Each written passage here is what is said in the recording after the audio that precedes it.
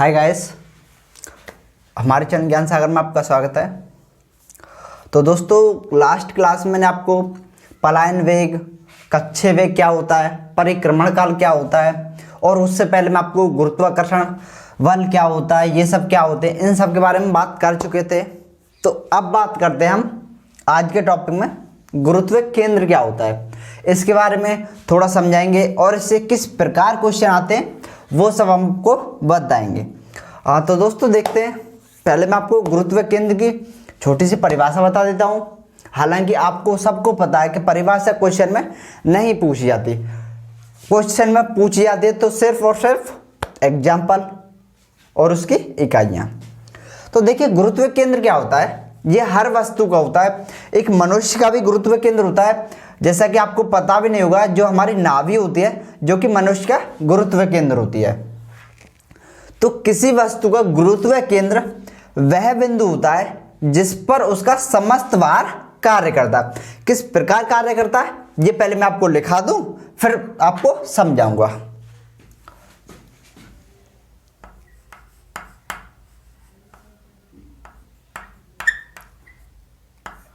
गुरुत्व केंद्र, तो देखिए दोस्तों, किसी वस्तु का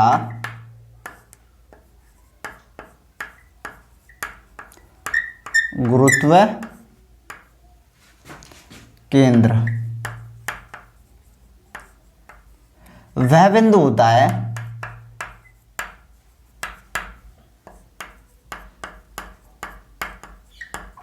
जिस पर उसका समस्त भार कार्य करता है, जिस पर उसका समस्त भार कार्य करता है।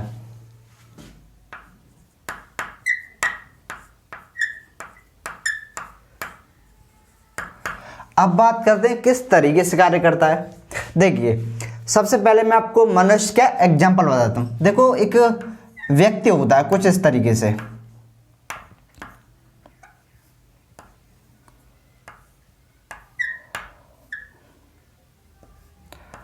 देखिए ये सिर्फ और सिर्फ समझने के लिए।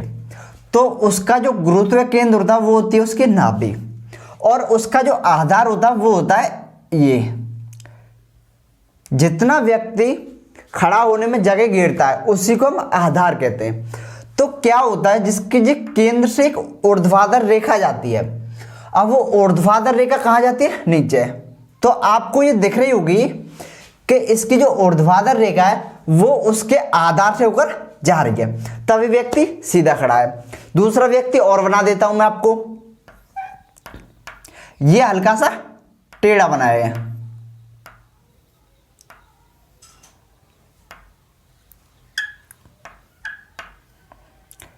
इसका जो आधार है वो यहां तक है, जो इसके पैर यहां तक पहुंच रहे हैं, ये इसका आधार है, और इसकी नाभि ये रही। तब इसमें आप देखो, इसका जो ऊर्ध्वाधर रेखा है वो क्या होती है कि उसके आधार से होकर गुजर रही है, तब भी ये व्यक्ति खड़ा है। मतलब इसका ये कि इतना टेढ़ा होने पर भी व्यक्ति स्थिर रह सकता है। तीसरा व्यक्ति और बता देता हूं मैं आपको, ये से और हल्का सा टेढ़ा रहेगा।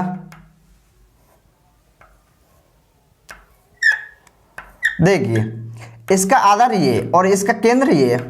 अब देखिए, ये व्यक्ति क्या होता है, इसकी जो ऊर्ध्वाधर रेखा जो इसके केंद्र से होकर जा रही है वो इसके आधार से होकर नहीं जा पा रही, तो क्या होता है, इस अवस्था में व्यक्ति गिर जाता है। अब बात करते हैं, इसका एक पॉइंट होता है, मैं उसे लिखाता हूं, फिर इसके एग्जाम्पल से लिखाता हूं।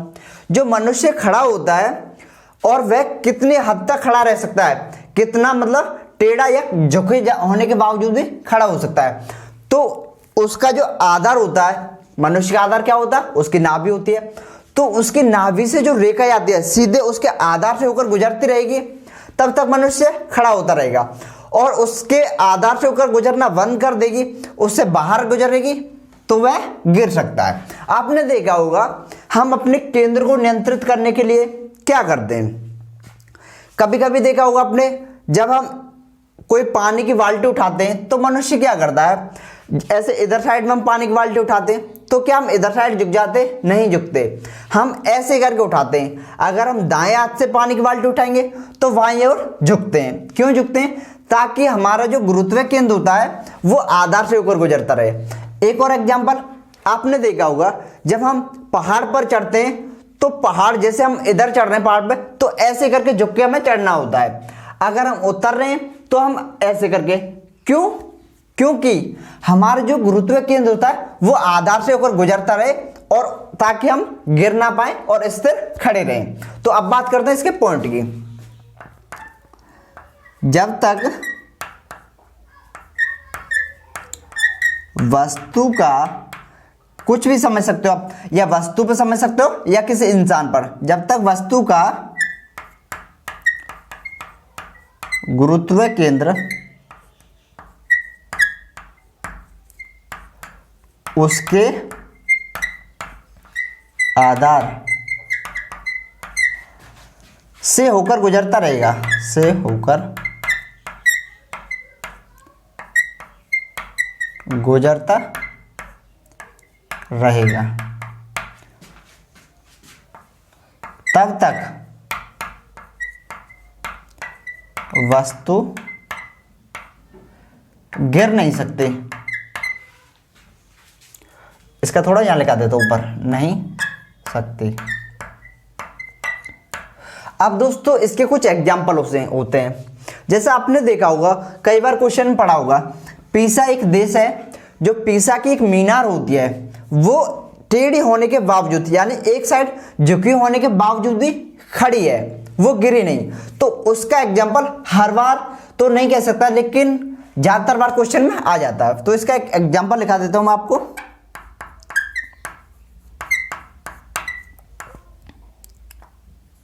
देखिए, पीसा की मीनार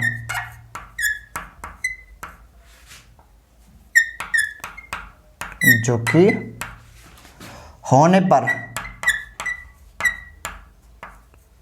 भी खड़ी है।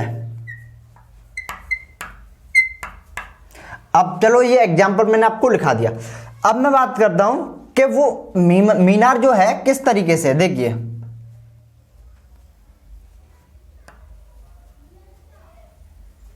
इस तरीके से वो मीनार है, ये उसका केंद्र हो गया। अब देखिए इसका जो केंद्र है आप देख सकते हो, उसका जो केंद्र है, तो ये क्या हमारी ऊर्ध्वाधर रेखा,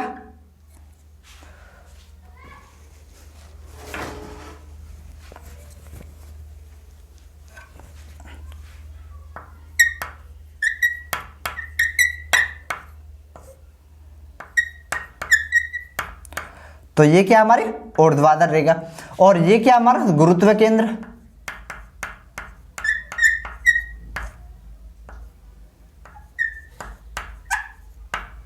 अच्छा, और ये क्या है, इसका आधार हो गया, जिसे हम कह सकते हैं आधार। तो आप देख रहे होंगे जो पीसा की ये मीनार है, पीसा की मीनार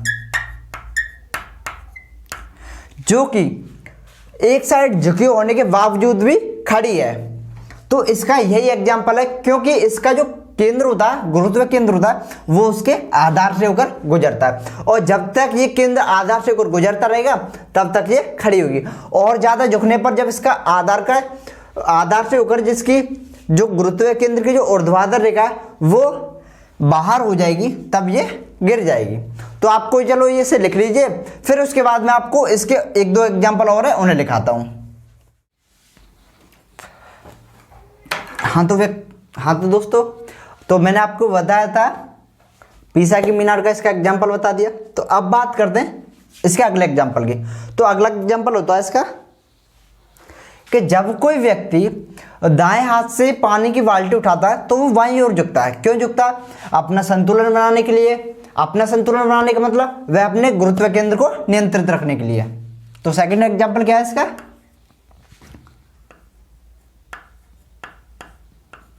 जब कोई व्यक्ति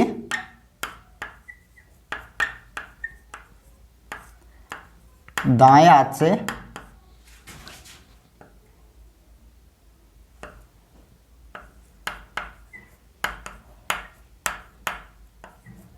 पानी की बाल्टी उठाता है,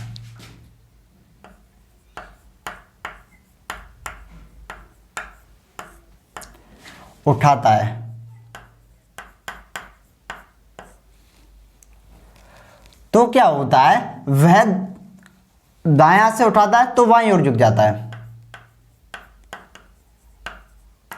तो वह बाईं ओर झुक जाता है।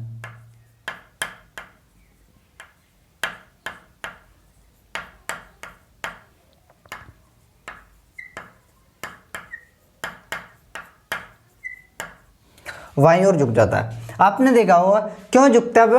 अपने गुरुत्व केंद्र को नियंत्रित करने के लिए, या कह सकते हो अपना संतुलन बनाने के लिए। अच्छा, अगला एग्जांपल क्या होता है, तीसरा, पहाड़ या पर्वत पर चढ़ते व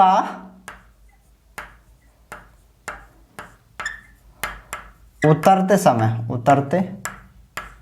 समय व्यक्ति का आगे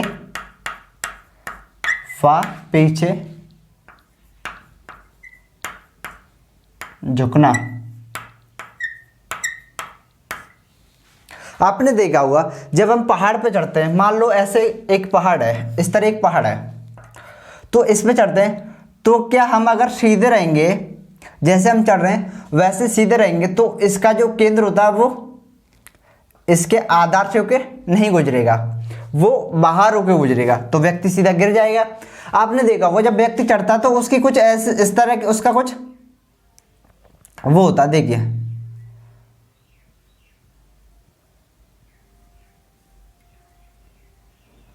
हल्का सा कुछ इस तरह झुका होता है ऐसे करके, तभी तो वो ऐसे करके पहाड़ पे चढ़ पाता है। क्यों?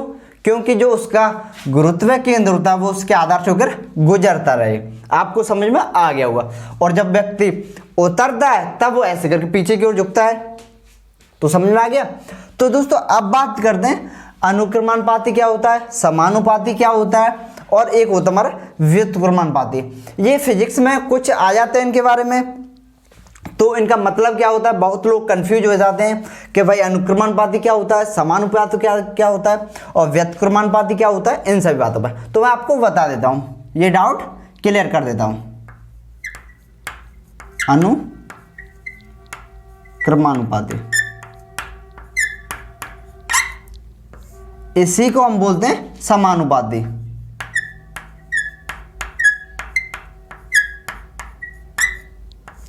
और दूसरा एक होता हमारा व्युत्क्रमानुपाती। व्युत्क्रमानुपाती देखिए इन दोनों का मैं आपको मतलब बताता हूं। तो इसका मतलब होता है ए पर्सनल टू वी, और इसका मतलब होता है ए पर्सनल टू 1/v। तो इसका कहने का मतलब ये होता है यदि ए बढ़ेगा तो v का मान भी बढ़ेगा, a का मान बढ़ाया जाए तो v का मान भी बढ़ेगा, स्वतः ही बढ़ेगा।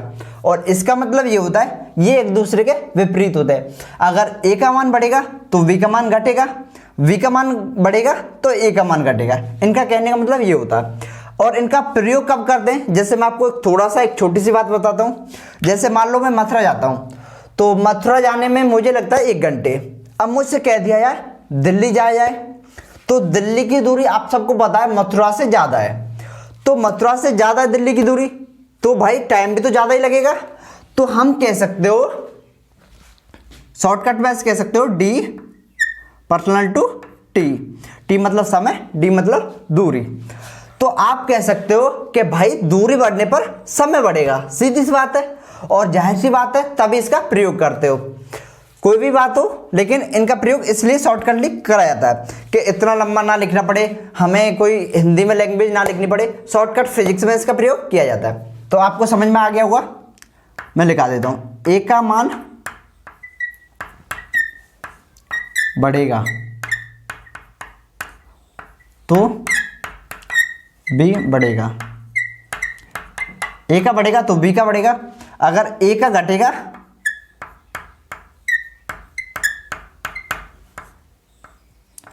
तो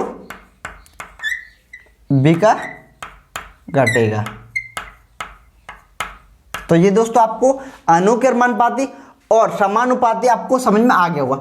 आगे से आप कभी भी इसमें कंफ्यूज नहीं होना। अब होता है हमारा व्युत्क्रमानुपाती। इसमें क्या होता है, ए बढ़ेगा तो v घटेगा, अगर a घटेगा तो b बढ़ेगा। ये भी आपको समझ में आ गया होगा। तो अब बात करते हैं कुछ और चीजों पे। जैसे कि आपको पता हुआ ग्रहों के गति के नियम किसने दिए थे, केपलर ने दिए थे। अक्सर करके पूछ लिया था, हालांकि इसके नियम नहीं पूछता है, चाहे वो ग्रह के गति के नियम हो, चाहे वो आपके जैसे कि गुरुत्वाकर्षण के नियम। गुरुत्वाकर्षण पूछ लिया जाता है लेकिन गुरुत्वाकर्षण के नियम नहीं पूछता है। तो मैं आपको लिखा देता हूं और इसके थोड़ा सा आपको नियम समझा भी दूंगा। हालांकि पूछता नहीं है लेकिन इतना पूछता है जितना मैं आपको करा दूंगा। ग्रहों के गति के नियम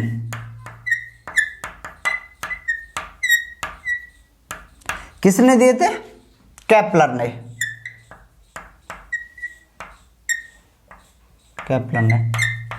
अब मैं आपको बताता हूं कि किस तरीके से नियम दिए थे, और वो 3 नियम दिए थे और तीनों नियम का मतलब क्या होता है, उनका कार्य क्या होता है, और देखिए क्या होता है। तो पहला नियम इसने ये कहा था, सभी जो ग्रह होते हैं हमारे वो सूर्य के चारों ओर चक्कर करते हैं। और कैसे चक्कर करते हैं, दीर्घवृत्ताकार, यानी कि जैसे ये सूर्य होता है हमारा और ये ग्रह होते हैं। जैसे इनका कुछ क्रम होता है, कितने ग्रह होते हैं आपके, 8 होते हैं। जैसे ये हो गया हमारा बुध हो गया, ये शुक्र हो गया, ये पृथ्वी हो गई, ये मंगल हो गया।